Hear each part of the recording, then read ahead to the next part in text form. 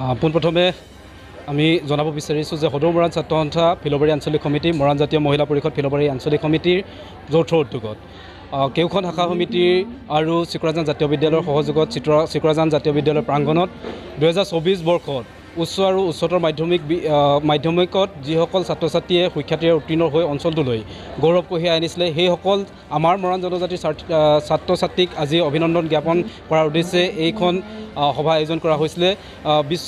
আজি বিশ্ব পৰিৱেশ দিৱস, আৰু এই বিশ্ব পৰিৱেশ দিৱসৰ লগত সংগতি ৰাখি আমি শৈক্ষিক সজাগতা সভা আৰু অভিনন্দন অনুষ্ঠান আয়োজন কৰিছিলোঁ। আৰু এই অভিনন্দন অনুষ্ঠানটোত প্ৰায় আমি 73গৰাকীকৈ ছাত্ৰ ছাত্ৰীক অভিনন্দন জ্ঞাপন কৰিছোঁ।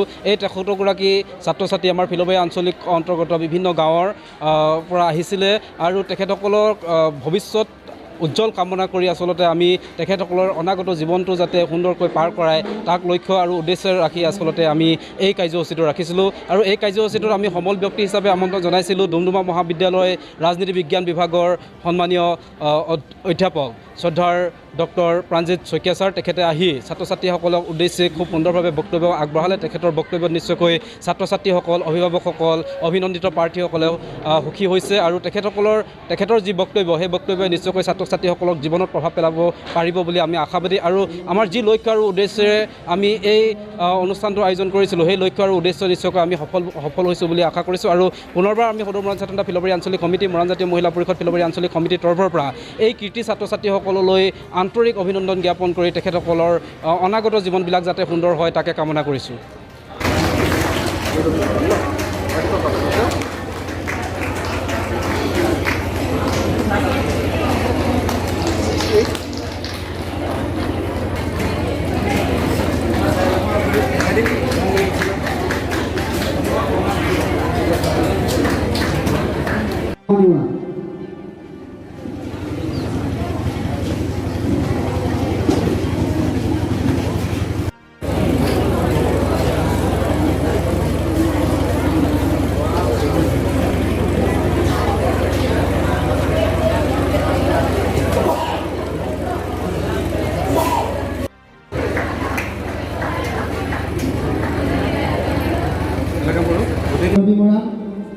বিদ্যুৎ বিকাশ বৰুৱা, জিষ্ণু দেৱ।